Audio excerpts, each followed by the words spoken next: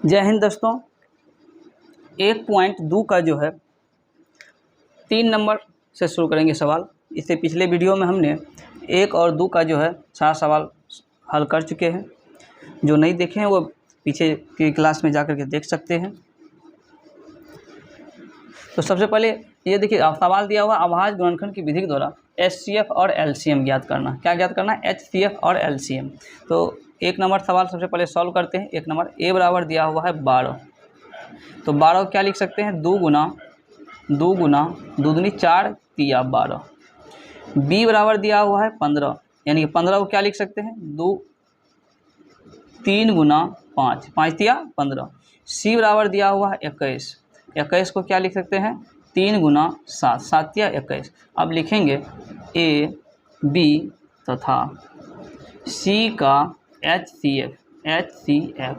तो देखिए HCF में पहले ही बता चुके हैं, जो मिलेगा वही लेना है, जो नहीं मिलेगा नहीं लेना। देखिए इसमें भी 2 है, इसमें 2 है, लेकिन इसमें दोनों में नहीं है, नहीं लेना है। 2 इसमें है, यहाँ नहीं है कहीं। 3 इधर भी है, यहाँ भी है और यहाँ भी है, तो एक 3 यहाँ ले लेना। ठीक। उसके बाद देखिए 5 इसमें है लेकिन ये दोनों में नहीं है। 7 इसमें है लेकिन और नहीं है, तो नहीं लेना। तो HCF हो गया। अब A, B और C का LCM जो है, LCM जो मिलेगा वो भी लेना है और जो नहीं मिलेगा वो भी आपको लेना है। सबसे पहले तो 2 गुना 3 टोटल ले लिए। अब इसमें 1 3 मिल गया, तो 1 3 लिए हुए हैं और क्या नहीं लिए हुए? 5। तो अब यहाँ 5 लेना है। उसके बाद 3 लिए हुए हैं, उसके बाद क्या है? 7 नहीं है, 7 लेना है और सबको गुना कर देना। तो 2 दूनी 4 तिया 12 पंचे 60, 7 छः के 42, टोटल 420 आपका आंसर हो जाएगा। यानी कि LCM हो गया 420 और HCF हो गया 3। तो ये था हमारा 1 नंबर सवाल। अब 2 नंबर यहाँ देखते हैं। A बराबर क्या है? 17 है। 17 को क्या लिख सकते हैं? कुछ नहीं तो 1 गुना 17 लिख सकते हैं। B बराबर क्या है? 23 है। कुछ नहीं है तो 1 गुना 23 लिख सकते हैं। C बराबर जो है 29 है, 29 है। तो कुछ नहीं तो 1 गुना 29 जो है 1 गुना 29 लिख सकते हैं। ठीक ना। तो अब जो है अतः A, B और C का HCF क्या हो जाएगा? जो तीनों में मिला, कुछ नहीं मिला तो क्या मिला? एक तो से आखिर गुना कर सकते हैं सभी में, और एक जो है सभी में है, तो यानी कि एक जो है HCF हो जाएगा। उसी तरह जो है वैसे भी देखिए तीनों में एक मिल गया। उसके बाद जो नहीं मिला वो LCM हो जाएगा। जो मिला और जो नहीं मिला दोनों लिखना है LCM में। तो एक तो ये था, उसके बाद 17 गुना 23 गुना 29, और जब आप सभी का गुना करेंगे तो हो जाएगा 11 33 9। क्या हो जाएगा? 11 33 9। यानी कि 2 नंबर सवाल जो था HCF है 1 और LCM हो गया 11 33 9, यही हो गया। उसके बाद चलते हैं अब 3 नंबर क्वेश्चन की ओर। 3 नंबर सवाल दिया हुआ है आपका A बराबर 8। 8 को तो आराम है से है 2 गुना 2 दूनी 4 दूनी 8 लिख सकते हैं।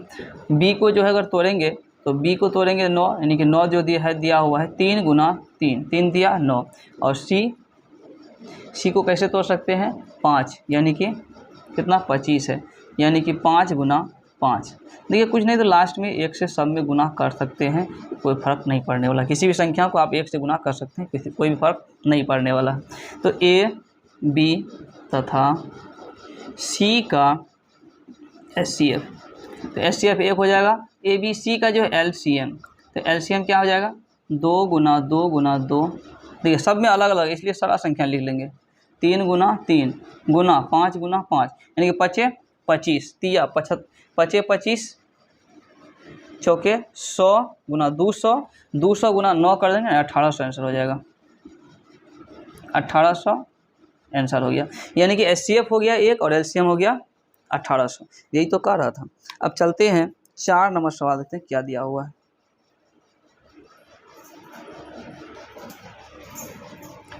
इसको मिटा लेते हैं। उम्मीद करते हैं आप लिख लिए होंगे सवाल को।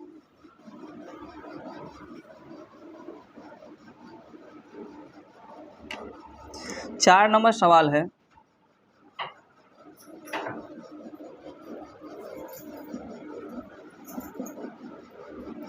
HCF बराबर 9,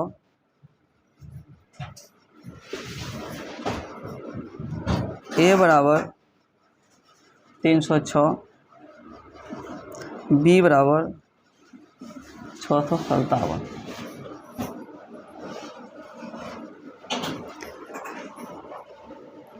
तो सूत्र से पहली संख्या गुना दूसरी संख्या बराबर HCF गुना LCM। पहली संख्या दिया हुआ है 306 गुना 657 बराबर 9 गुना LCM ज्ञात करने के लिए कहा है। LCM बराबर 8, इसलिए LCM 306 गुना 657 गुना है तो इधर आकर के भाग हो जाएगा 9। तो 7 5 12 6 18 बताए थे किसी भी संख्या को अगर जोड़ देना है उसका सम अगर 9 से विभाज है तो इसका मतलब वह संख्या 9 से विभाज है। तो 7 5 12 6 18 18 देखिए आराम से, अगर इसमें भी दिक्कत आ रहा है तो 8 1 9 यानी कि 9 तो ऑटोमेटिक 9 से विभाज है। इसलिए कोई भी संख्या को जोड़ करके अगर वह संख्या 9 से विभाज है तो वह पूर्ण संख्या 9 से विभाज होगा। तो 9 7 63 हो जाएगा, बचेगा 2 9 3 27 यानी कि 306 गुना 73 कर लेना है। 306 गुना 73, 6 3 के 18, 3 3 9, 7 6 के 42, 7 3 21, 8 3 9 4 13 2 2 यानी कि 22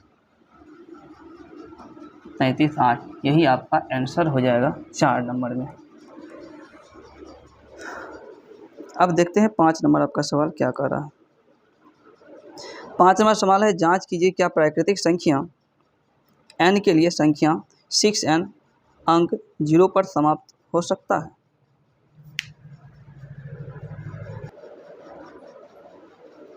देखिए सवाल दिया हुआ है 6n जो है क्या अंक 0 पर समाप्त हो सकता है।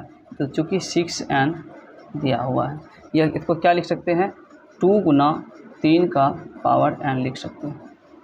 यानी कि इसको तोड़ेंगे तो क्या हो जाएगा 2 गुना n गुना 3 गुना n। देखिए कोई भी संख्या अगर 0 पर समाप्त होगा इसका मतलब वह संख्या 2 और 5 से पूर्ण रूप से विभाज्य है। लिखेंगे चूंकि या अतः कोई भी संख्या का अंतिम अंक 0 होगा तो वह संख्या 2 और 5 से विभाज्य होगा। क्योंकि यह संख्या 2 और 3 से विभाज्य नहीं है, अतः जो है इसलिए इतना अंक 0 पर समाप्त नहीं हो सकता। इतना अंक 0 पर समाप्त नहीं हो सकता। यही प्रूव करने के लिए आपको बोल रहा था। यानी कोई भी संख्या अगर 0 पर तभी समाप्त होगा जब वह संख्या 2 और 5 से पूर्ण रूप से विभक्त हो।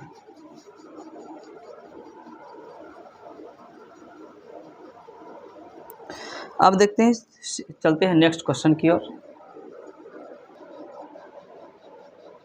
चलिए नेक्स्ट जो 6 नंबर का आपका सवाल कर रहा है कि व्याख्या करें कि 7 गुना 11 गुना 13 प्लस 13 और 7 गुना 6 गुना 5 गुना 4 गुना 3 गुना 2 गुना 1 प्लस 5 जो है भाज्य संख्या क्यों है। तो सबसे पहले सवाल हल करने से पहले हम सीखेंगे भाज्य संख्या किसे कहते हैं। देखिए एक शब्द क्या होता है भाज्य संख्या और एक होता है अभाज्य संख्या। एक होता है अभाज्य संख्या। भाज्य संख्या यानी कि एक और जिसका केवल और केवल 2 गुणनखंड हो। तो भाज्य संख्या जिसका केवल 2 गुणनखंड हो, जिसका 2 से अधिक। अभाज्य संख्या जिसका 2 से अधिक गुणनखंड हो, जिसका 2 से अधिक गुणनखंड हो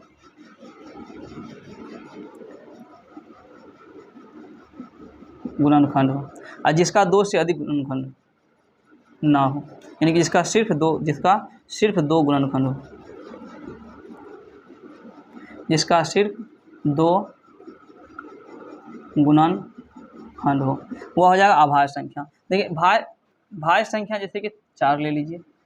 4 क्या है 1 से भी विभाज्य है, 2 से भी है और खुद 4 से भी है। छः भी हो जाएगा। इसी तरह डॉट डॉट करके 8 9 भी हो जाएगा, चूँकि 9 एक विषम संख्या है, लेकिन विषम संख्या के साथ साथ 9 एक भाज्य संख्या भी है, क्योंकि 9 जो है 1 और 9 के अतिरिक्त 3 से भी भाज्य है। उसी तरह अभाज्य संख्या यानी कि जैसे कि अभाज्य संख्या की अगर बात करेंगे तो अभाज्य संख्या जो एक और खुद को छोड़ किसी दूसरे से भाज्य ना हो, यानी जिसका सिर्फ और सिर्फ 2 ही गुणनखंड हो। 3 हो जाएगा, 7 हो जाएगा, उसके बाद 11 हो जाएगा। इसी तरह अभाज्य गुणनखंड की संख्या अगर बात करेंगे तो 1 से लेकर के 1 से 100 तक में कुल 25 होता है। कभी कभी पूछ देता है तो याद रखिएगा 1 से 25 तक में अभाज्य गुणनखंडों की संख्या कितनी है 25, और 1 से 50 तक में अभाज्य गुणनखंड की संख्या कितना है तो 15। देखिए टोटल कितना हो गया, और 1 से 50 तक में 15 हो गया, और 50 से लेकर के यानी कि 51 से लेकर के 100 तक में हो गया टोटल 10। टोटल को जोड़ दीजिएगा तो 25 हो जाएगा, यानी कि 1 से लेकर के 25 तक जो है अभाज्य गुणनखंड की संख्या कुल कितनी है तो 25। चलते हैं अब सवाल की ओर। तो भाज्य संख्या यानी कि जिसका केवल और केवल 2 से अधिक गुणनखंड हो, यानी कि 2 गुणनखंड हो जाएगा तो अभाज्य हो जाएगा।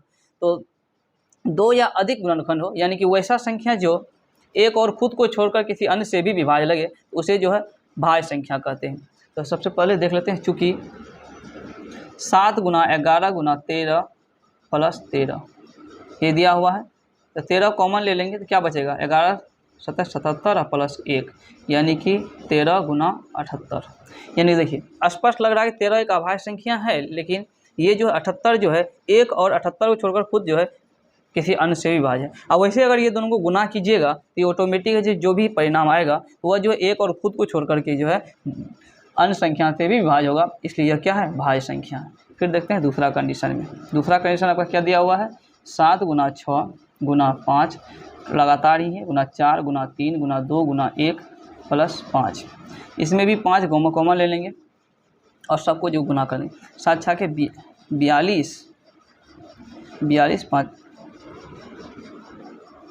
5 के 20 या 60 गुना 120 यानी कि 12 से गुना करते 42 गुना 84 और 42 4 8 2 10 5 यानी कि इतना हो जाएगा, 1 0 छोड़े थे। 7 छः के 42 5 के 20 या 60 दूनी 120 42 गुना 84 42 और 4 4 2 6 होगा 8 2 ठीक 8 2 10 504 अब प्लस 1 यानी कि 5 गुना 50 41। लेकिन चूँकि दोनों संख्याएं एक और खुद के अतिरिक्त अन्य संख्या से भी विभाज्य है, इसलिए संख्या भाज्य है। प्रूव्ड, यही तो कह रहा था प्रूव करने के लिए। ठीक, अब नेक्स्ट क्वेश्चन की ओर देखते हैं। लास्ट क्वेश्चन आपका दिया हुआ है, तो क्वेश्चन थोड़ा सा इसका बड़ा है तो हम बोल देते हैं और इसका सवाल आपको बता देते हैं।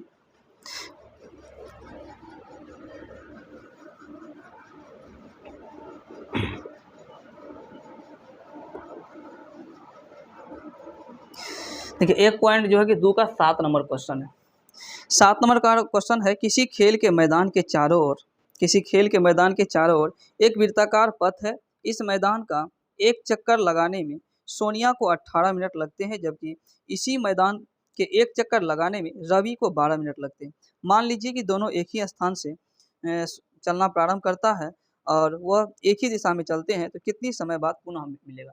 देखिए एक ही समय में दोनों चल रहा है, सोनिया भी चल रहा है और एक क्या दिया हुआ है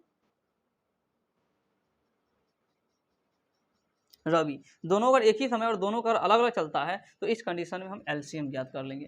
तो एक पहला संख्या क्या दिया हुआ है, एक संख्या दिया हुआ 18, एक संख्या दिया हुआ है 18 और दूसरा संख्या दिया हुआ है नहीं 12। एक जो है 18 मिनट में चलता है और एक क्या है 12 मिनट लगता है एक चक्कर लगाने। मान लेते हैं एक सर्कल है, रवि को एक चक्कर लगाने में 12 सेकेंड लगता है और सोनिया को 18 सेकेंड लगता है। मिनट दिया हुआ है, तो एक को 18 मिनट लगता है, एक को कितना लगता है 18 मिनट, और एक को जो है 12 मिनट लगता है। सोनिया को लगता है 18 मिनट, रवि को लगता है 12 मिनट। तो ये जो चलना शुरू करता है, एक चक्कर लगाने में इसको 12 लगेगा और इसको 18 मिनट लगेगा। तो ये जो दोनों चलते रहेगा, आखिर कुछ तो आगे पीछे होगा, तो किस समय जो है, कितना समय बाद पुनः एक ही स्थान पे जहाँ से दोनों चलना प्रारंभ किया था फिर पहुँचेगा। तो इस तरह जो है क्या हो जाएगा, लघुत्तम हो जाएगा, एलसीएम जिसको बोलते हैं, लघुत्तम समावर्तक। इसका हो जाएगा 2 गुना 2 दूनी 4, 18 को तोड़ लेंगे तो 2 गुना 3 गुना 3, 2 तिया 6 त्रिक 18, और इसको जब तोड़ेंगे 2 गुना 3, तो 2 दूनी 4 तिया 12। तो ए तथा बी का एलसीएम पहले ही बता चुके हैं, जो दोनों में मिलेगा वो भी लेंगे, जो नहीं मिलेगा वो भी लेना है। 2 एगो ले लेंगे, उसके बाद क्या लेंगे, 3 गुना 3, देखिए 1 2 ले लिए, 1 2 बाकी है तो 1 2 ले लेंगे, और 3 तो 2 को पहले से ले लिए, तो ये तो खुद आ ही गया। तो 3 दूनी 6, 18 दूनी 36, अर्थात रवि और सोनिया को जो है पुनः प्रारंभिक स्थान पर आने में 36 मिनट बाद जो दोनों फिर एक साथ मिलेगा। दोनों कितना समय मिलेगा, 36 मिनट बाद। इसी के साथ जो ये चैप्टर आपका समाप्त हुआ। नेक्स्ट जो है वीडियो में आपको बताएंगे। धन्यवाद।